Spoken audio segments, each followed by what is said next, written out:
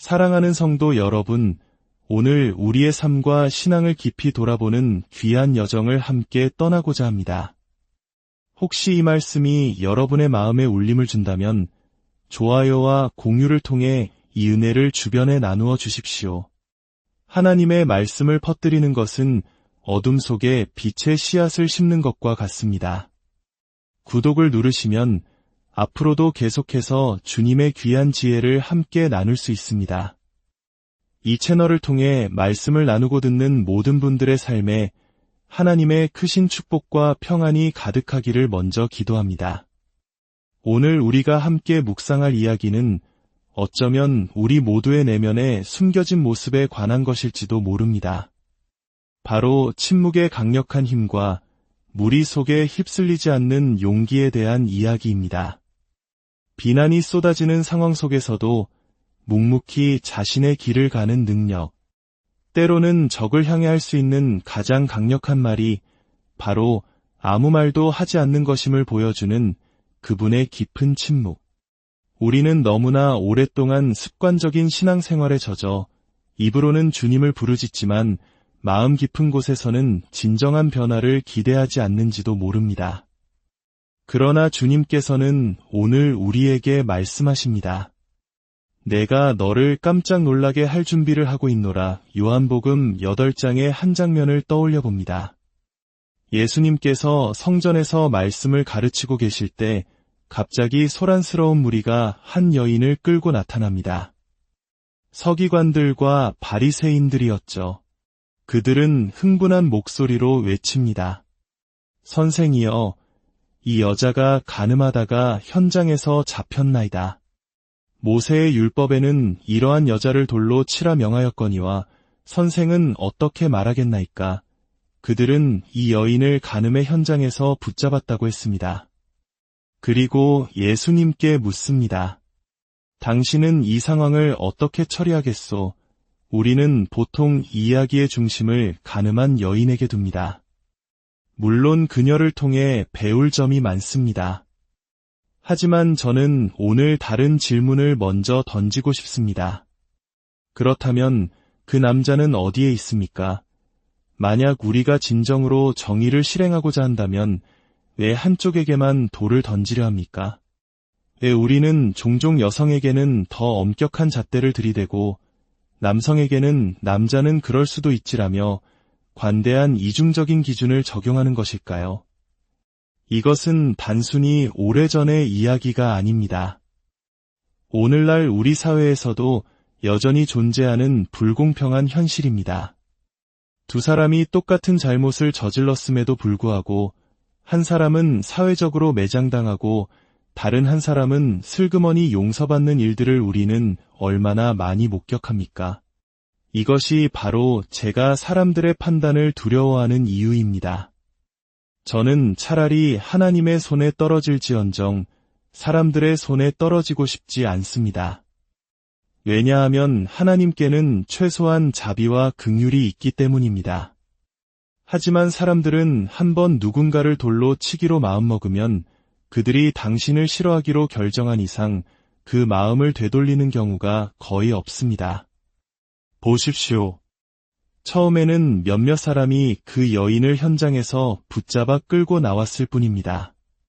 하지만 순식간에 거대한 무리가 형성됩니다. 저는 이 말씀을 준비하면서 혹시 우리 중에도 이유도 모른 채 거대한 무리의 공격을 받아본 경험이 있는 분이 계실까 생각해 보았습니다. 주변을 둘러보니 온통 나를 향해 돌을 든 사람들뿐인데 그들은 사건의 진실이나 전말에는 아무런 관심이 없습니다. 그저 누군가를 정죄하는 그 행위 자체에 동참하고 있을 뿐입니다. 때로는 진실을 모두 알고 있음에도 불구하고 스스로를 변호할 수 없을 때가 있습니다. 만약 나를 방어하기 위해 입을 열면 다른 사람의 비밀이나 연약함을 드러내야 하기 때문입니다. 결국 나의 온전함을 지키기 위해 선택해야 하는 것은 길고 고통스러운 침묵입니다. 그동안 무리는 신나게 떠들어대고 나는 그 모든 비난의 화살을 맞으며 잠잠히 평화를 지켜야만 합니다. 그 싸움에서 이기기 위해 나의 진실됨을 잃어버린다면 그것은 결국 패배하는 것이기 때문입니다. 여러분, 무리와 함께 달려가지 마십시오. 그들이 저지른 결정적인 실수는 바로 그 여인을 예수님께로 데려왔다는 것입니다. 만약 그들이 정말로 그녀를 처벌하는 데 성공하고 싶었다면 그 자리에서 조용히 돌로 쳤어야 합니다. 하지만 서기관들과 바리새인들, 그 무리는 그녀를 굳이 예수님 앞으로 끌고 왔습니다. 이것이 바로 우리에게 희망이 되는 지점입니다. 문제가 생겼을 때 우리를 교회 건물로만 데려오지 말고 우리를 진정한 예수님께로 데려와 주십시오. 오늘날 많은 사람들이 교회에 다니는 것과 예수님을 만나는 것을 혼동합니다.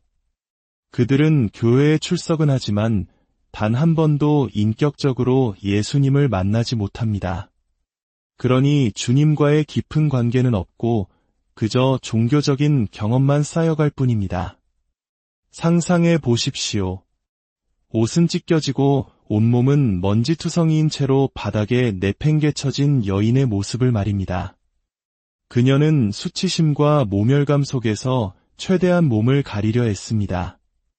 스스로 의롭다고 여기는 사람들의 차가운 시선 속에서 그녀는 이제 곧 자신에게 날아올 돌멩이들을 예감하고 있습니다. 당시의 율법이 투석형을 허용했다는 사실을 그녀는 너무나 잘 알고 있었습니다. 돌에 맞는다는 것을 상상해 보셨습니까? 사람들이 던지는 돌에 살이 찢기고 피가 튀며 결국 의식을 잃고 쓰러져 더 이상 모습이 보이지 않을 때까지 돌무더기에 파묻히는 끔찍한 죽음. 오늘날 우리 사회에서 소문이 바로 그 돌멩이입니다. 악의적인 댓글과 확인되지 않은 정보들이 바로 그 돌멩이입니다. 충분히 많은 사람들이 그 돌을 던지기 시작하면 어느 순간 당신의 진짜 모습은 사라지고 사람들이 만들어낸 소문이 허상만이 남게 됩니다. 당신이 그 소문을 퍼뜨릴 때마다 그것을 리트윗하고 공유하고 다시 전송할 때마다 당신은 바로 그 여인을 향해 돌을 던지는 무리의 일원이 되는 것입니다. 그들은 율법을 근거로 예수님을 함정에 빠뜨리려 했습니다. 만약 예수님께서 돌로 치지 말라고 하시면 그는 모세의 율법을 어기는 것이 됩니다. 반대로 돌로 치라고 하시면 그가 평소에 가르치던 사랑과 용서의 메시지와 정면으로 배치됩니다. 이것은 사탄이 에덴 동산에서부터 사용해온 오래된 전략입니다. 하나님이 사랑하시는 것과 미워하시는 것을 교묘하게 섞어 이러지도 저러지도 못하게 만드는 것입니다. 구원은 언제나 하나님의 딜레마였습니다. 그들이 의기양양하게 물었을 때 선생은 어떻게 말하겠소? 예수님은 어떻게 하셨습니까? 그는 아무 말도 하지 않으셨습니다. 대신 몸을 굽혀 손가락으로 땅에 무언가를 쓰기 시작하셨습니다. 이야기의 진정한 힘은 성경에 기록된 말씀에 있는 것이 아니라 바로 주님의 침묵 속에 있습니다. 그것은 그들의 유치한 게임에 어울려주지 않겠다는 단호한 거부였습니다. 무리의 요구에 굴복하지 않고 끝까지 홀로 설 수 있는 용기였습니다. 비난 앞에서 다름을 선택하는 담대함이었습니다. 그 침묵은 제게 이렇게 외치는 것 같습니다. 때로는 원수를 향한 최고의 대답은 침묵이란다. 그분의 침묵이 제게 깊은 울림을 주었다면 그분이 몸을 굽히신 행동은 제 마음을 송두리째 뒤흔듭니다. 침묵이 강력했다면 몸을 굽힌 행동은 훨씬 더 강력합니다. 왜냐하면 우리에게는 기꺼이 낮은 곳으로 몸을 굽히시는 하나님이 필요하기 때문입니다. 스스로의 힘으로는 도저히 일어설 수 없는 존재를 위해 그는 친히 그 자리까지 내려오셨습니다. 그분의 몸을 굽히심은 나를 구원하기 위해 하나님께서 얼마나 멀리까지 오실 수 있는지를 보여줍니다. 내가 그분께 올라갈 수 없을 때 그분이 나 있는 곳까지 내려오셨습니다. 기꺼이 당신의 손에 흙을 묻히시는 하나님이심에 감사를 드립니다. 예수님은 씨앗을 심으셨고 이제 그 씨앗이 자라나도록 잠시 기다리십니다. 그리고 성경은 말합니다. 무리들이 양심의 가책을 받았다고. 주님께서 땅에 글을 쓰시는 동안 그들은 잠시 멈추어 생각하게 되었습니다. 지성과 무지를 가르는 차이는 바로 생각하는 능력에 있습니다. 무리가 당신에게서 빼앗고 싶어하는 단 한 가지가 있다면 그것은 바로 스스로 생각하는 능력입니다. 그들은 당신이 맹목적으로 따르기를 원하지 생각하기를 원하지 않습니다. 그들은 당신이 그들을 모방하기를 원하지 생각하기를 원하지 않습니다. 예수님은 그들에게 스스로를 돌아볼 시간을 주셨습니다. 그리고 마침내 입을 여십니다. 너희 중에 죄 없는 자가 먼저 돌로 치라. 그 순간 그들의 머릿속에 과거의 기억들이 스쳐 지나가기 시작했습니다. 나이가 지긋한 사람일수록 다른 사람을 쉽게 비판하거나 정죄하지 못하는 이유가 바로 여기에 있습니다. 인생을 충분히 오래 살아왔다면 자기 자신도 얼마나 많은 실패와 어리석은 실수를 저질렀는지 알기 때문입니다. 젊을 때는 모든 것을 아는 것처럼 행동하지만 머리가 희끗희끗해질 때까지 단 한 번의 어리석은 짓도 저지르지 않고 살아온 사람은 없습니다. 그런데 우리는 얼마나 쉽게 그 사실을 잊어버립니까? 과거에 나 자신에게 절실히 필요했던 바로 그 자비, 나를 일으켜 세워주었던 바로 그 은혜를 다른 사람에게 베푸는 데는 왜 이리도 인색한 것일까요?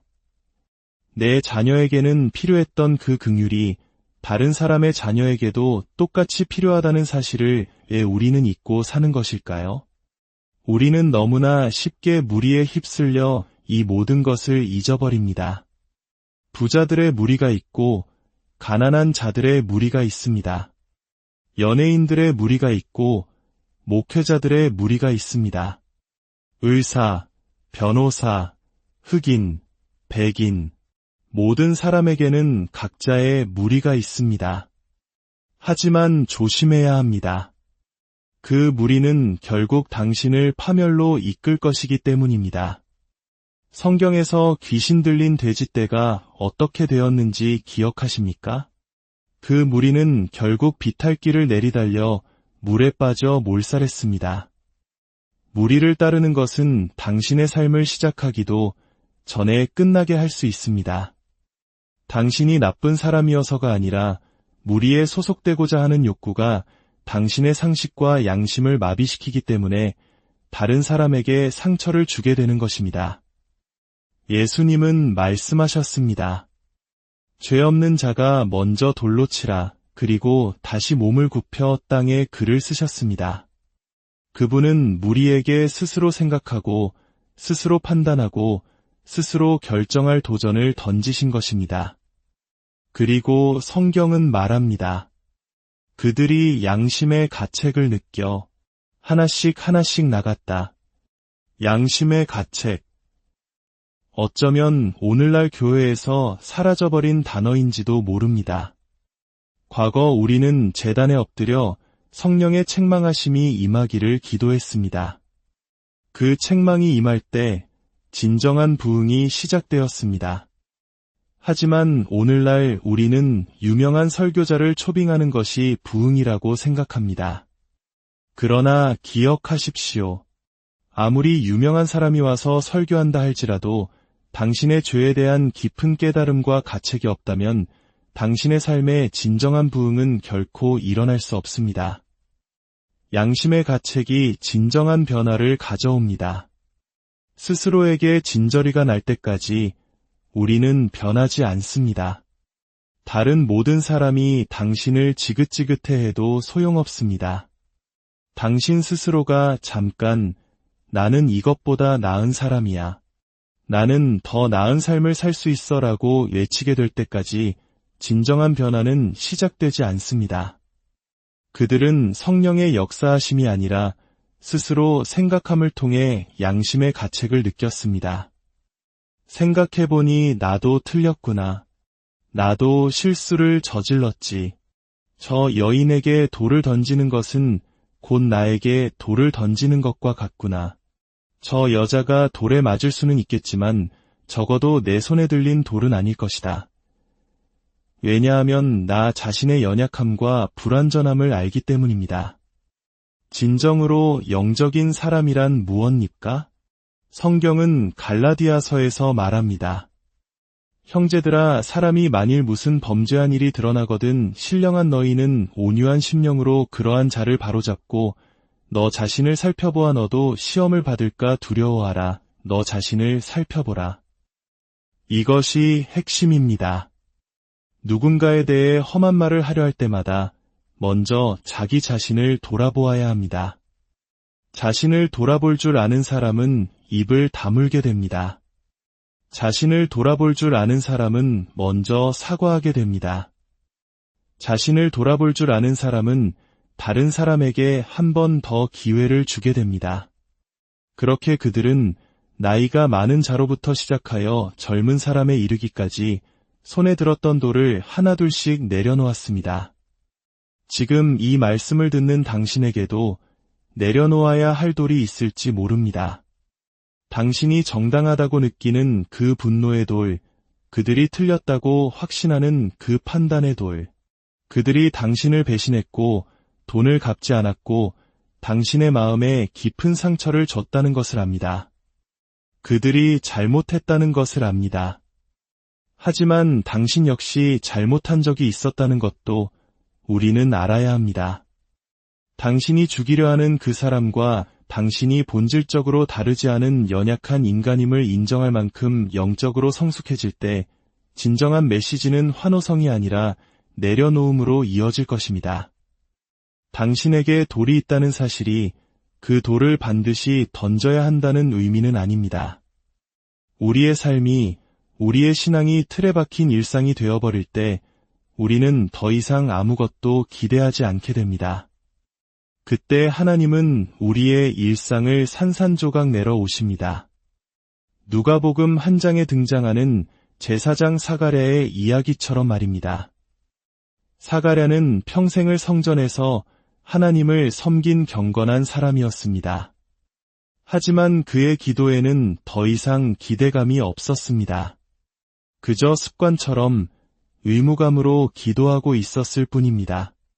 사람들은 그를 위해 기도하고 있었지만 정작 하나님이 그 기도에 응답하실 것이라고는 아무도 기대하지 않았습니다. 바로 그때 하나님의 천사 가브리엘이 그의 앞에 나타났습니다. 그들이 평생을 기도해온 바로 그 응답이 현실이 되어 나타나자 그들은 오히려 충격에 빠졌습니다.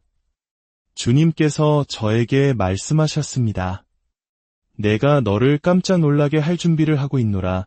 우리는 너무나 일상에 익숙해진 나머지 입으로는 기도하지만 마음으로는 변화를 기대하지 않습니다.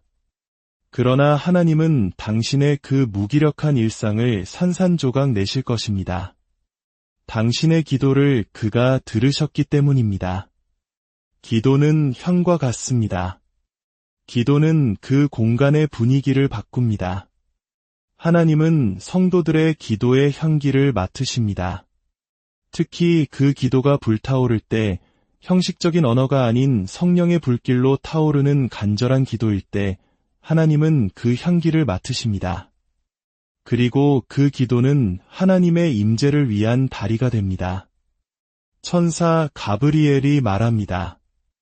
내 간구함이 들린지라 내 아내 엘리사벳이 내게 아들을 낳아 주리니 그 이름을 요한이라 하라. 사가랴는 수십 년을 기도해왔습니다. 아내가 젊었을 때부터 늙어 이제는 생물학적으로 아이를 가질 수 없는 나이가 될 때까지 기도해왔습니다. 그런데 이제 와서 아들을 낳을 것이라고 하니 그는 믿을 수가 없었습니다. 어떻게 이 일이 있을 수 있겠나이까? 그의 믿음은 오래전에 은퇴해버렸던 것입니다. 천사는 그의 의심에 과학적인 설명으로 답하지 않았습니다. 대신 이렇게 말합니다. 나는 하나님 앞에 서 있는 가브리엘이라. 이 말의 의미는 이것입니다. 이 말은 내 말이 아니라 전능하신 하나님의 말씀이다. 나는 그분의 메신저일 뿐이다. 그리고 천사는 덧붙입니다. 보라, 이 일이 되는 날까지 내가 말 못하는 자가 되어 능히 말을 못하리니 이는 내가 내 말을 믿지 아니함이거니와 때가 이르면 내 말이 이루어지리라. 하나님은 왜 그의 입을 닫으셨을까요? 만약 그가 계속해서 유심과 불신의 말을 내뱉게 내버려 두셨다면 그의 혀가 하나님의 약속을 망쳐버렸을 것이기 때문입니다. 생명과 사망의 권세가 혀에 있습니다. 하나님은 당신에게 복을 주시기 위해 때로는 당신의 부정적인 입을 닫으셔야만 합니다. 스스로의 한계를 규정하고 할 수 없다고 말하고 너무 늦었다고 말하는 당신의 입을 닫으셔야만 합니다. 그리고 하나님은 구체적인 이름을 주셨습니다. 그의 이름은 요한이다.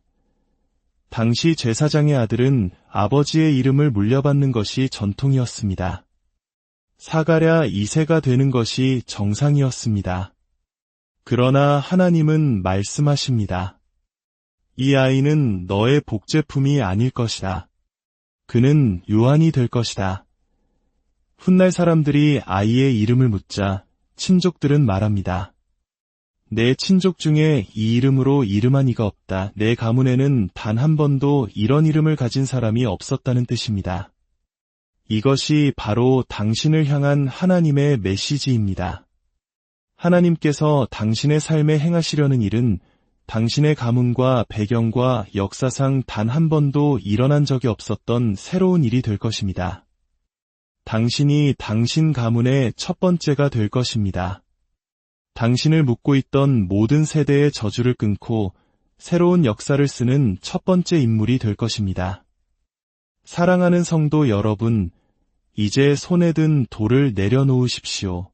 그리고 당신의 삶을 지배하던 정상이라는 틀이 깨어지는 것을 두려워하지 마십시오. 하나님께서 당신의 기도를 들으셨고 당신의 일상을 뒤흔들어 새로운 일을 시작하실 것입니다. 의심의 말을 멈추고 믿음의 침묵으로 그분의 일하심을 기대하십시오. 주 예수 그리스도의 은혜와 하나님의 사랑과 성령의 교통하심이 이 말씀을 듣는 모든 분들 위해 지금부터 영원까지 함께 하시기를 간절히 축원합니다.